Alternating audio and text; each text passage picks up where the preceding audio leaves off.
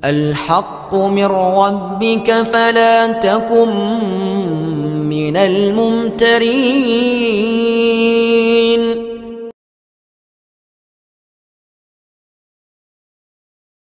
Dukun dakwah Al-Haqqu TV, pembangunan asrama, panti asuhan dan pondok pesantren Al-Haqqu, serta pembangunan Masjid Islamic Center Al-Haqqu.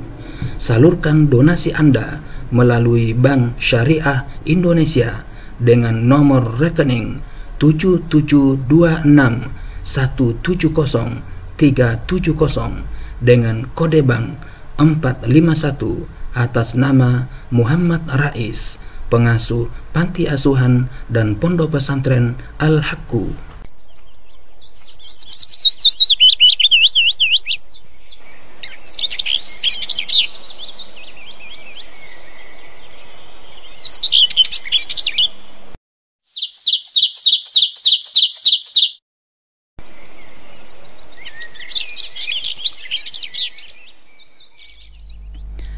Bismillahirrahmanirrahim.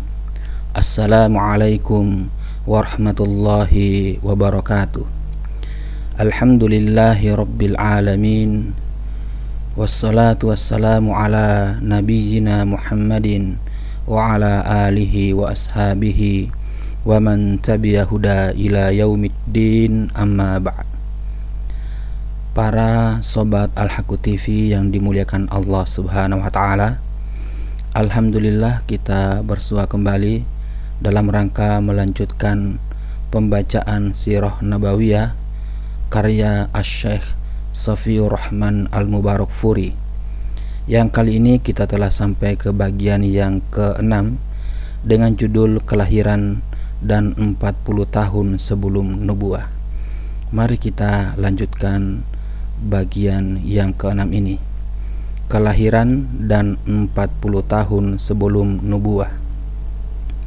Kelahiran.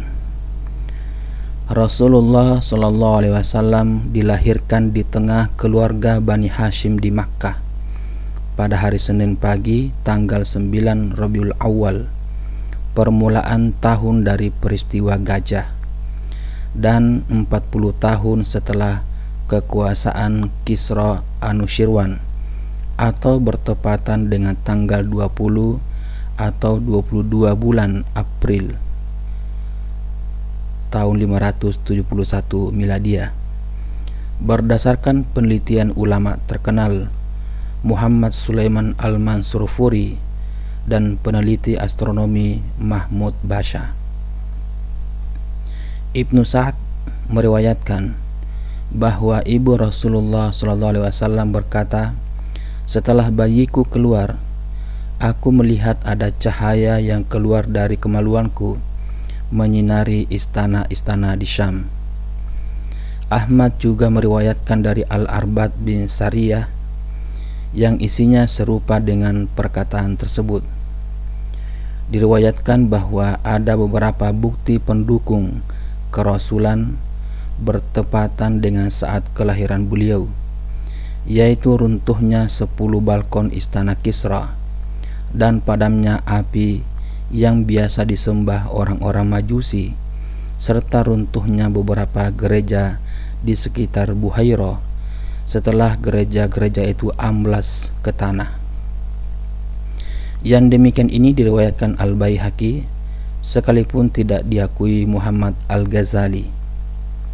Setelah Aminah melahirkan, dia mengirim utusan ke tempat kakeknya Abdul Muttalib untuk menyampaikan kabar gembira tentang kelahiran cucunya.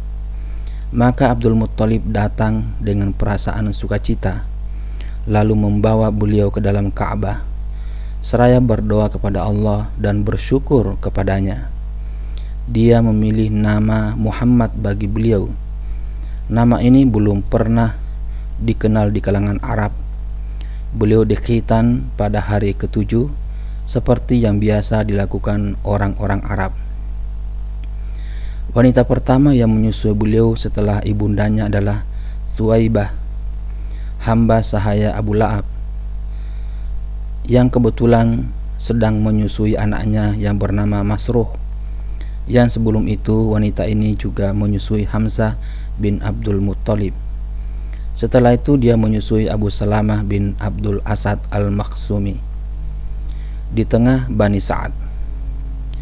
Tradisi yang berjalan di kalangan bangsa Arab yang relatif sudah maju, mereka mencari wanita-wanita yang bisa menyusui anak-anaknya sebagai langkah untuk menjauhkan anak-anak itu dari penyakit yang bisa menjalar di daerah yang sudah maju, agar tubuh bayi menjadi kuat, otot-ototnya kekar, dan agar keluarga yang menyusui bisa melatih bahasa Arab dengan fasih. Maka Abdul Muttalib mencari wanita dari Bani Sa'ad bin Bakar agar menyusui beliau, yaitu Halimah bin Abu Su'aib, dengan didampingi suaminya Al-Haris bin Abdul Uzzah yang berjuluk Abu Kabsyah dari kabilah yang sama. Saudara-saudara Nabi Muhammad SAW dari satu susuan di sana adalah Abdullah bin Al-Haris, Anisah binti Al-Haris, Hudzafah atau Juzamah binti Al-Haris, yang julukannya justru lebih populer daripada namanya sendiri, yaitu Asy-Syaimah. Wanita inilah yang menyusui beliau dan Abu Sufyan bin Al-Haris bin Abdul Muttalib, anak paman beliau.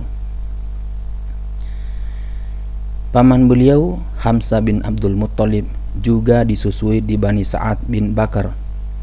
Suatu hari ibu susuan Rasulullah SAW ini juga pernah menyusui Hamzah selagi beliau masih dalam susuannya. Jadi Hamzah adalah saudara Rasulullah SAW dari dua pihak, yaitu Suwaibah dan dari Halimah As-Sa'diyah. Halimah bisa merasakan barokah yang dibawa beliau, sehingga bisa mengundang decak kekaguman. Inilah penuturannya, sebagaimana dikatakan Ibnu Ishaq bahwa Halimah pernah berkisah suatu kali dia pergi dari negerinya bersama suaminya dan anaknya yang masih kecil dan disusuinya bersama beberapa wanita dari Bani Sa'ad. Tujuan mereka adalah mencari anak yang bisa disusui. Dia berkata, itu terjadi pada masa paceklik, tak banyak kekayaan kami yang tersisa. Aku pergi sambil naik keledai betina berwarna putih milik kami dan seseorang dan seekor onta yang sudah tua dan tidak bisa diambil susunya lagi walau setetes. Sepanjang malam kami tidak pernah tidur karena harus meninak bobokan bayi kami yang terus-menerus menangis karena kelaparan. Air susuku juga tidak bisa diharapkan, sekalipun kami tetap masih bisa mengharapkan adanya uluran tangan dan jalan keluar. Aku pun pergi sambil menunggang keledai betina milik kami dan hampir tak pernah turun dari punggungnya, sehingga keledai itu semakin lemah kondisinya. Akhirnya kami serombongan tiba di Makkah dan kami langsung mencari bayi yang bisa kami susui. Setiap wanita dari rombongan kami yang ditawari Rasulullah SAW pasti menolaknya, setelah tahu bahwa beliau adalah anak yatim. Tidak mengherankan, sebab memang kami mengharapkan imbalan yang cukup memadai dari bapak bayi yang hendak kami susui. Kami semua berkata, dia adalah anak yatim. Tidak ada pilihan bagi ibu dan kakak beliau, karena kami tidak menyukai keadaan seperti itu. Setiap wanita dari rombongan kami sudah mendapatkan bayi yang disusuinya, kecuali aku sendiri. Tatkala kami sudah bersiap-siap untuk kembali, aku berkata kepada suamiku, demi Allah, aku tidak ingin kembali bersama teman-temanku wanita tanpa membawa seorang bayi yang disusui. Demi Allah, aku benar-benar akan mendatangi anak yatim itu dan membawanya. Memang ada baiknya jika engkau melakukan hal itu. Semoga saja Allah mendatangkan barokah bagi kita pada diri anak itu. Halimah melanjutkan penuturannya, maka aku pun menemui bayi itu, beliau, dan aku siap membawanya. Tatkala menggendongnya, seakan-akan aku tidak merasa repot karena mendapat beban yang lain. Aku segera kembali menghampiri hewan tungganganku, dan tatkala puting susuku kusodorkan kepadanya, bayi itu bisa menyedot air susu sesukanya dan meminumnya hingga kenyang. Anak kandungku sendiri juga bisa menyedot air susunya sepuasnya hingga kenyang. Setelah itu keduanya tertidur pulas. Padahal sebelum itu kami tak pernah tidur sepicing pun karena mengurus bayi kami. Suamiku menghampiri ontanya yang sudah tua. Ternyata air susunya menjadi penuh. Maka kami memerahnya. Suamiku bisa minum air susu onta kami. Begitu pula aku hingga kami benar-benar kenyang. Malam itu adalah malam yang terasa paling indah bagi kami. Demi Allah, tahukah engkau wahai Halimah, engkau telah mengambil satu jiwa yang penuh barokah, kata suamiku pada esok harinya. Demi Allah, aku pun berharap yang demikian itu, kataku. Halimah melanjutkan penuturannya. Kemudian kami pun siap-siap pergi, menunggangi keledaiku. Semua bawaan kami juga kunaikkan bersama di atas punggungnya.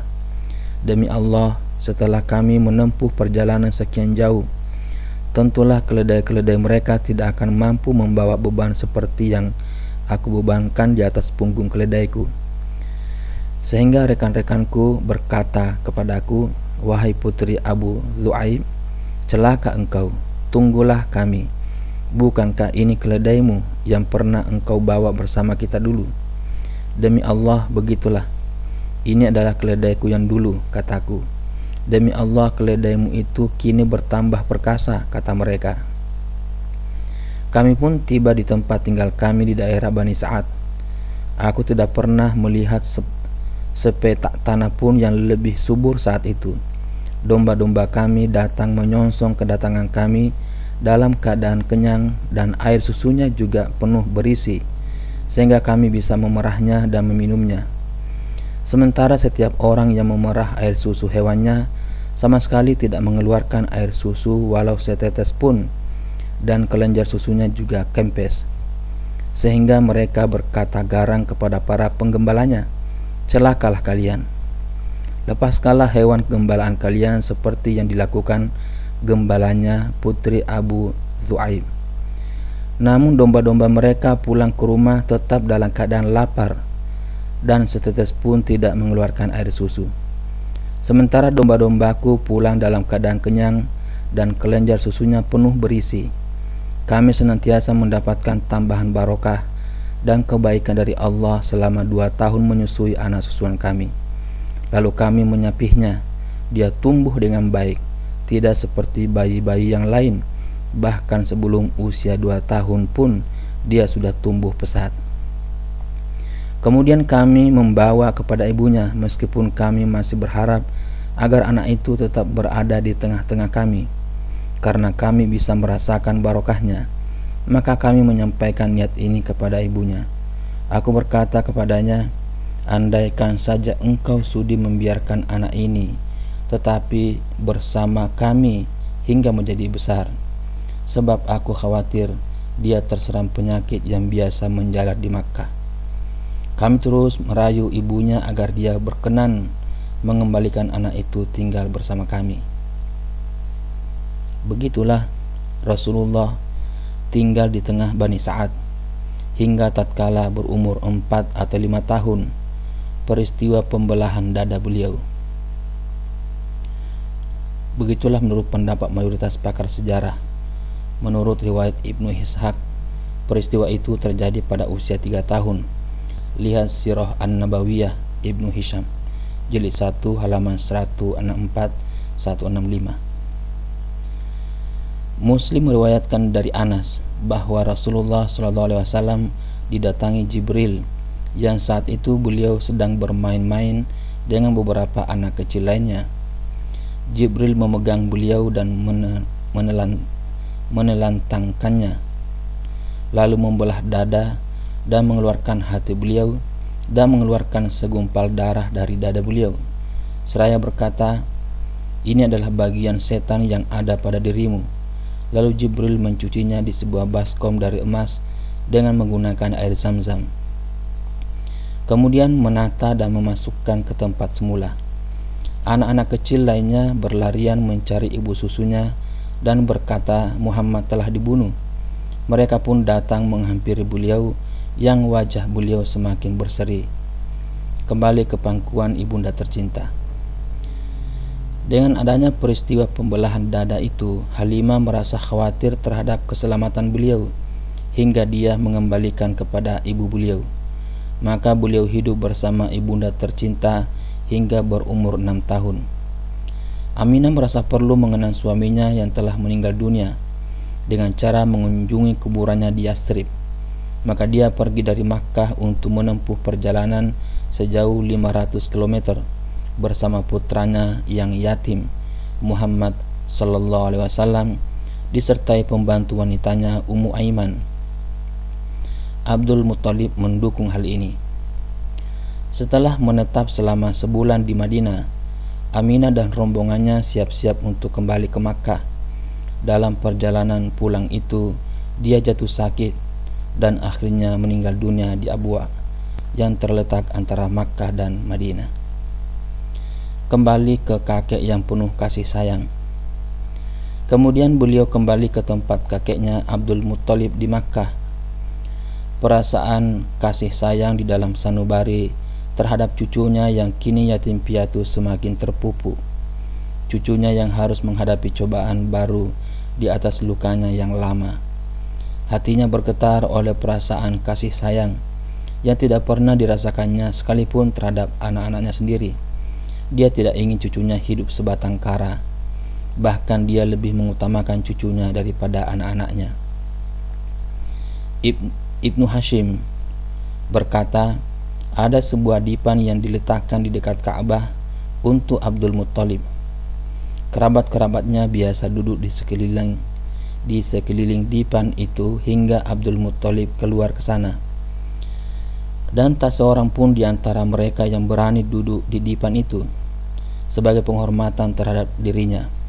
Suatu kali selagi Rasulullah SAW menjadi anak kecil yang montok, beliau duduk di atas dipan itu. Paman-paman beliau langsung memegang dan menahan agar tidak duduk di dipan itu. Tatkala Abdul Muttalib melihat kejadian ini, dia berkata, biarkanlah anakku ini. Demi Allah, sesungguhnya dia akan memiliki kedudukan yang agung. Kemudian Abdul Muttalib duduk bersama beliau di atas dipannya sambil mengelus punggung beliau dan senantiasa merasa gembira terhadap apapun yang beliau lakukan. Pada usia 8 tahun lebih 2 bulan 10 hari dari umur Rasulullah SAW, kakek beliau meninggal dunia di Makkah. Sebelum meninggal, Abdul Muttalib sudah berpesan menitipkan pengasuhan sang cucu kepada pamannya Abu Thalib, saudara kandung bapak beliau. Di bawah asuhan paman, Abu Thalib melaksanakan hak anak saudaranya dengan sepenuhnya dan menganggap seperti anaknya sendiri. Bahkan Abu Thalib lebih mendahulukan kepentingan beliau daripada anak-anaknya sendiri, mengkhususkan perhatian dan penghormatan. Hingga berumur lebih dari 40 tahun, beliau mendapatkan kehormatan di sisi Abu Thalib. Hidup di bawah penjagaannya, rela menjalin persahabatan dan bermusuhan dengan orang lain demi membela diri beliau. Pembahasan mengenai masalah ini akan disampaikan di tempatnya tersendiri. Meminta hujan dengan wajah beliau. Ibnu Asakir mentakhrij dari Julhumah bin Arfatah. Dia berkata, tatkala aku tiba di Makkah, orang-orang sedang dilanda musim pacaklik. Orang-orang Quraisy berkata, wahai Abu Thalib, lembah sedang kekeringan dan kemiskinan melanda. Marilah kita berdoa meminta hujan. Maka Abu Thalib keluar bersama seorang anak kecil yang seolah-olah wajahnya adalah matahari yang membawa mendung, yang menampakkan awan sedang berjalan pelan-pelan. Di sekitar Abu Thalib juga ada beberapa anak kecil lainnya. Dia memegang anak kecil itu dan menempelkan punggungnya ke dinding Ka'bah. Jari jemarinya memegangi anak itu. Langit tadinya bersih dari mendung. Tiba-tiba saja mendung itu datang dari segala penjuru lalu menurunkan hujan yang sangat deras, hingga lembah-lembah terairi dan ladang-ladang menjadi subur. Abu Thalib mengisyaratkan hal ini dalam syair yang dibacakannya. Putih berseri meminta hujan dengan wajahnya, penolong anak yatim dan pelindung wanita janda. Dikutip dari Mukhtasar Siratir Rasul Syekh Abdullah An-Najdi halaman 15 dan 16. Bahira Sang Rahib. Selagi Rasulullah SAW mencapai 12 tahun dan ada yang berpendapat lebih 2 bulan 10 hari, Abu Thalib mengajak beliau pergi berdagang dengan tujuan Syam hingga tiba di Busra, suatu daerah yang sudah termasuk Syam dan merupakan ibu kota Hauran, yang juga merupakan ibu kotanya orang-orang Arab, sekalipun di bawah kekuasaan bangsa Romawi.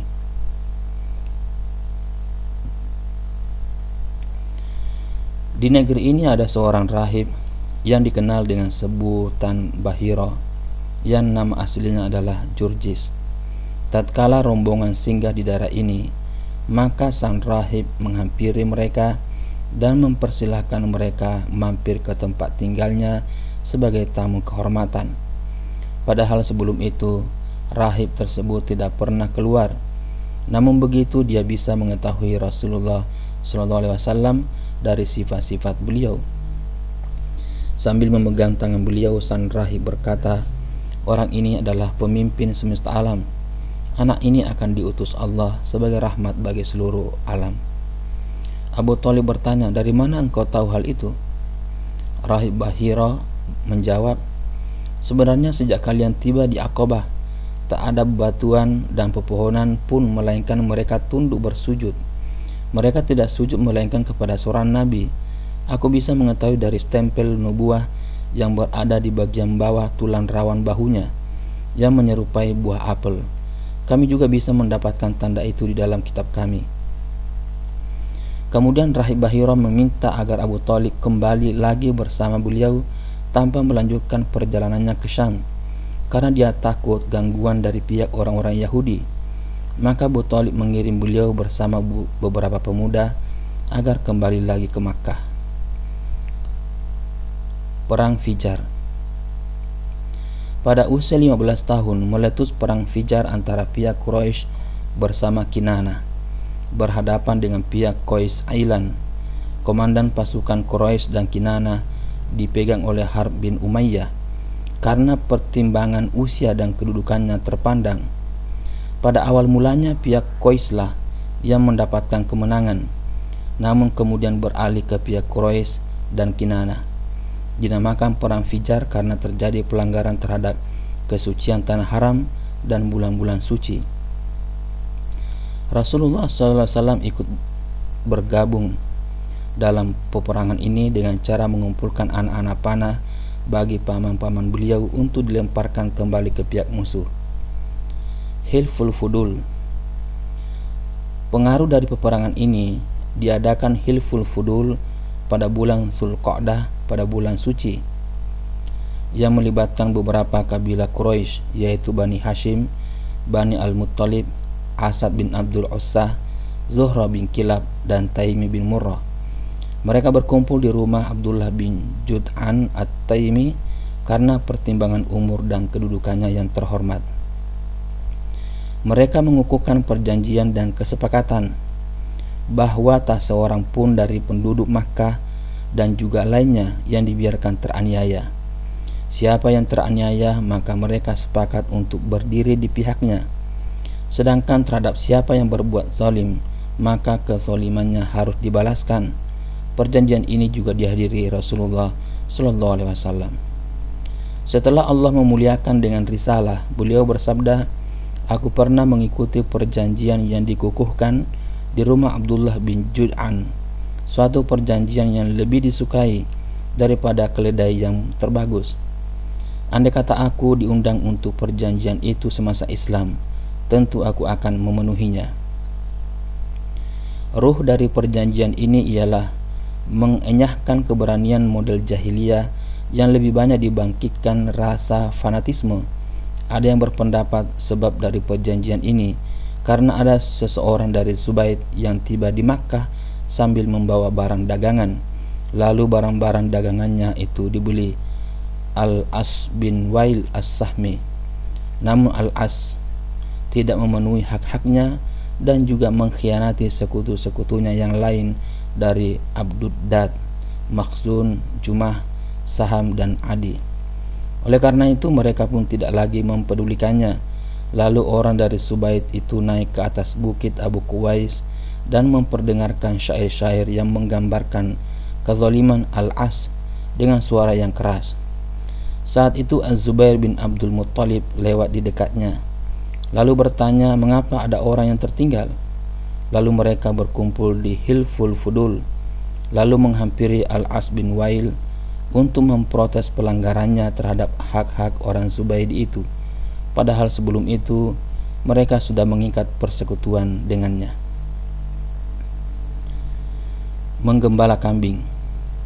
Pada masa awal remaja, Rasulullah SAW tidak mempunyai pekerjaan tetap. Hanya saja beberapa riwayat menyebutkan beliau biasa menggembala kambing di kalangan Bani Sa'ad dan juga di Makkah dengan imbalan uang beberapa dinar. Pada usia 25 tahun beliau pergi berdagang ke Syam menjalankan barang dagang milik Khadijah. Ibnu Ishaq menuturkan Khadijah binti Khuwailid adalah seorang wanita pedagang terpandang dan kaya raya. Dia biasa menyuruh orang-orang menjalankan barang dagangannya dengan membagi sebagian hasilnya kepada mereka. Sementara orang-orang Quraisy memiliki hobi berdagang. Tatkala Khadijah mendengar kabar tentang kejujuran perkataan beliau, kredibilitas dan kemuliaan akhlak beliau, maka dia pun mengirimkan utusan dan menawarkan kepada beliau agar berangkat ke Syam untuk menjalankan barang dagangannya. Dia siap memberikan imbalan jauh lebih banyak dari imbalan yang pernah dia berikan kepada pedagang yang lain. Beliau harus pergi bersama seorang pembantu yang bernama Maisarah. Beliau menerima tawaran ini, maka beliau berangkat ke Syam untuk berdagang dengan disertai Maisarah. Menikah dengan Khadijah. Setibanya di Makkah dan setelah Khadijah tahu keuntungan dagangannya yang melimpah yang tidak pernah dilihatnya sebanyak itu sebelumnya, apalagi setelah pembantunya Maisarah mengabarkan kepadanya apa yang dilihatnya pada diri beliau selama menyertainya, bagaimana sifat-sifat beliau yang mulia, kecerdikan dan kejujuran beliau, maka seakan-akan Khadijah mendapatkan barangnya yang pernah hilang dan sangat diharapkannya. Sebenarnya sudah banyak para pemuka dan pemimpin kaum yang hendak menikahinya, namun dia tidak mau. Tiba-tiba saja dia teringat seorang rekannya, Nafisah binti Munyah.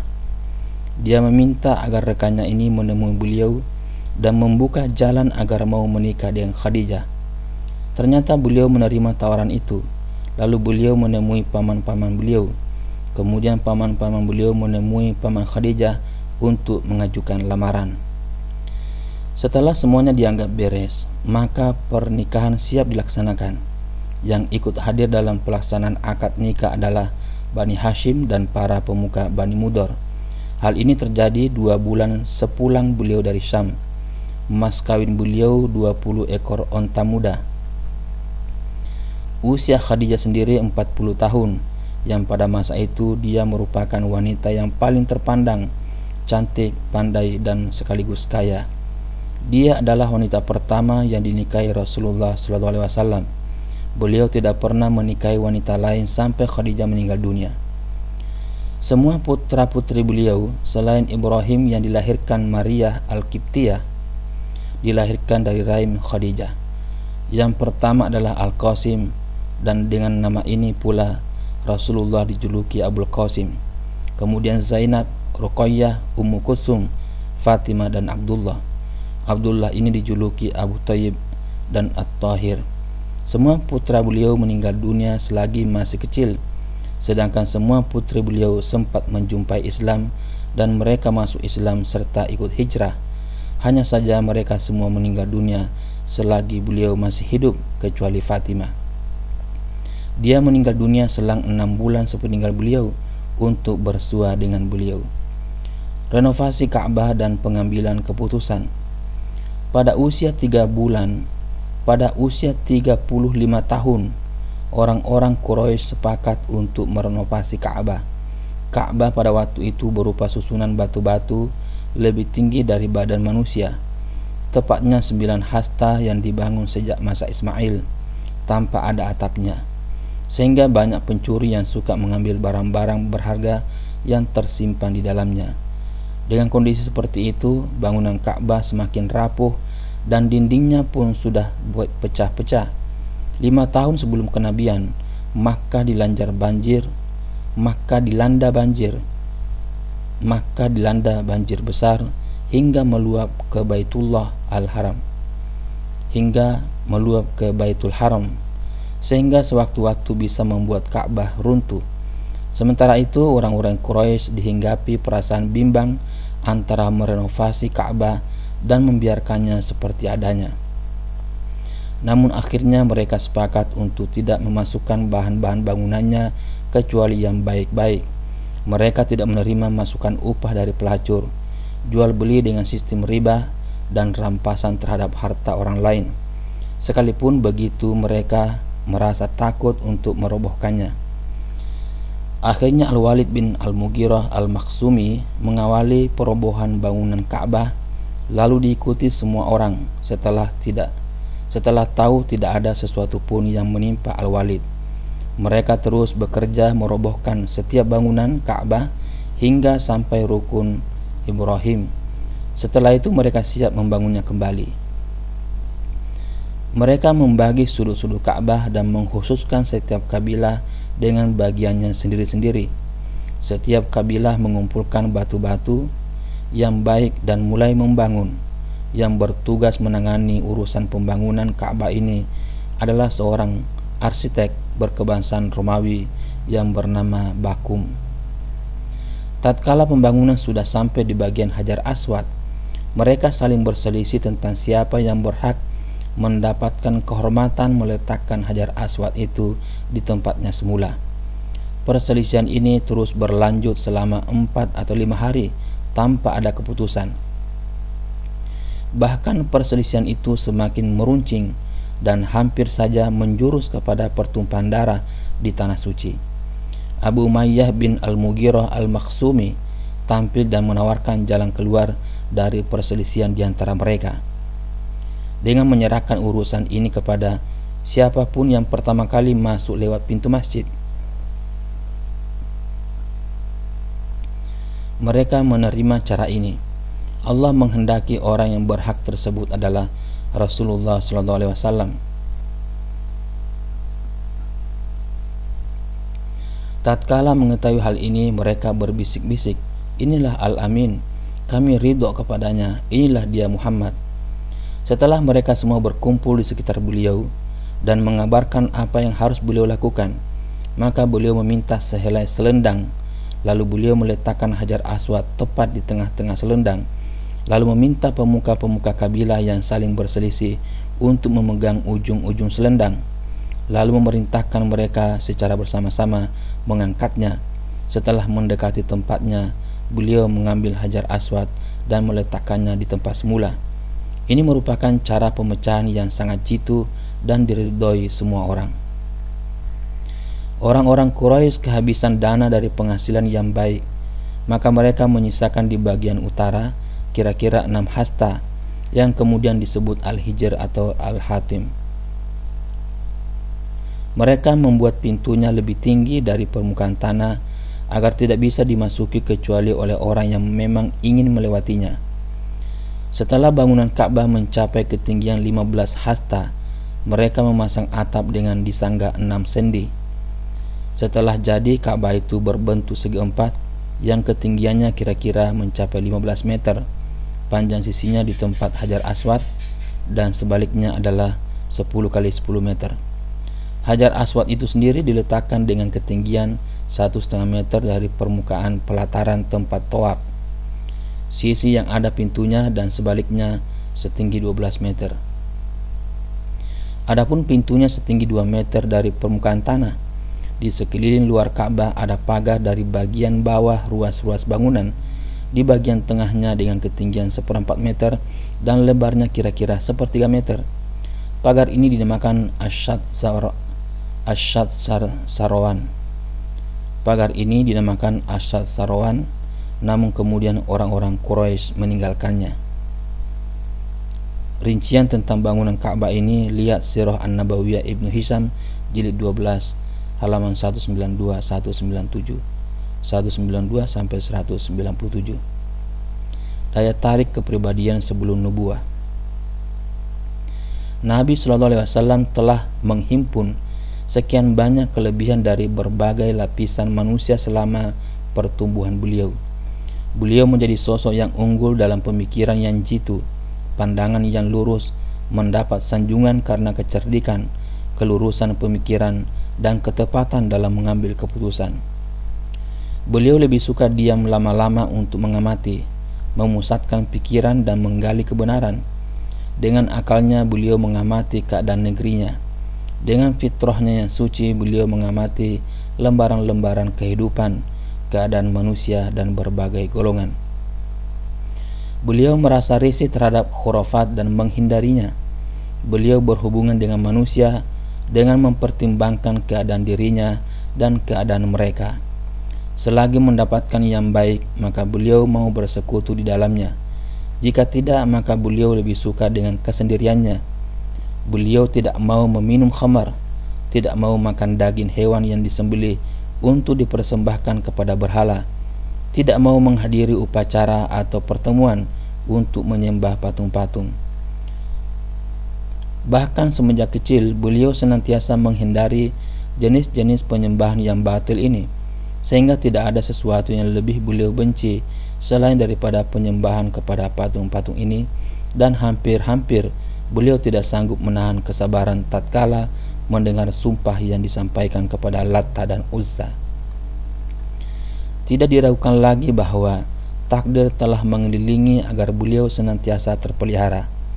Jika ada kecenderungan jiwa yang tiba-tiba menggelitik untuk mencicipi sebagian kesenangan dunia atau ingin mengikuti sebagian tradisi yang tidak terpuji, maka pertolongan Allah masuk sebagai pembatas antara diri beliau dan kesenangan atau kecenderungan itu. Ibnul Asir meriwayatkan bahwa Rasulullah SAW pernah bersabda, "Tidak pernah terlintas dalam benakku suatu keinginan untuk mengikuti kebiasaan yang dilakukan orang-orang jahiliyah kecuali hanya 2 kali. Namun kemudian Allah menjadi penghalang antara diriku dan keinginan itu. Setelah itu aku tidak lagi berkeinginan sedikit pun hingga Allah memuliakan aku dengan risalahnya. Suatu malam aku pernah berkata kepada seorang pemuda yang sedang menggembala kambing bersamaku, karena aku hendak masuk Makkah dan hendak mengobrol di sana seperti dilakukan para pemuda lain. Aku akan melaksanakannya, kata pemuda rekanku. Maka aku beranjak pergi. Di samping rumah pertama yang kulewati di Makkah, aku mendengar suara tabuhan rebana. Ada apa ini? Aku bertanya. Orang-orang menjawab, perhelatan pernikahan fulan dan fulana. Aku ikut duduk dan mendengarkan. Namun Allah menutup telingaku dan aku langsung tertidur hingga aku terbangun karena sengatan matahari esok harinya. Aku kembali menemui rekanku dan dia langsung menanyakan keadaanku. Maka aku mengabarkan apa yang terjadi. Pada malam lainnya aku berkata seperti itu pula dan berbuat hal yang sama. Namun lagi-lagi aku mengalami kejadian yang sama seperti malam sebelumnya. Maka setelah itu aku tidak lagi ingin berbuat hal yang buruk. Al-Bukhari meriwayatkan dari Jabir bin Abdullah. Dia berkata, tatkala Ka'bah sedang direnovasi, Nabi SAW ikut bergabung bersama Abbas mengambil batu. Abbas berkata kepada beliau, angkatlah jubahmu hingga di atas lutut agar engkau tidak terluka oleh batu. Namun karena itu beliau justru jatuh terjerembab ke tanah. Maka beliau menghujamkan pandangan ke langit, kemudian berkata, ini gara-gara jubahku, ini gara-gara jubahku. Lalu beliau mengikatkan jubahnya. Dalam riwayat lain disebutkan setelah itu tidak pernah terlihat beliau menampakkan auratnya. Nabi sallallahu alaihi wasallam menonjol di tengah kaumnya karena perkataannya yang lemah lembut, akhlaknya yang utama, dan sifat-sifatnya yang mulia.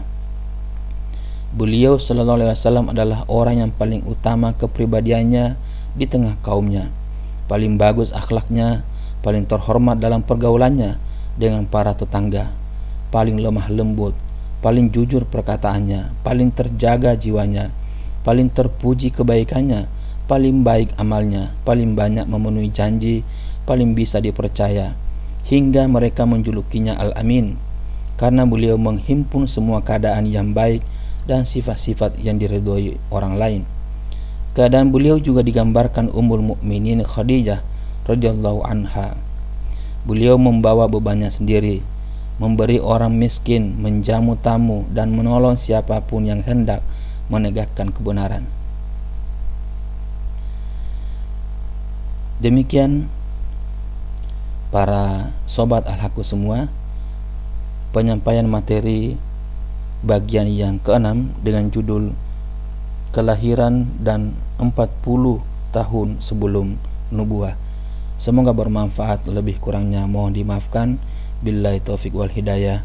Wassalamualaikum warahmatullahi wabarakatuh.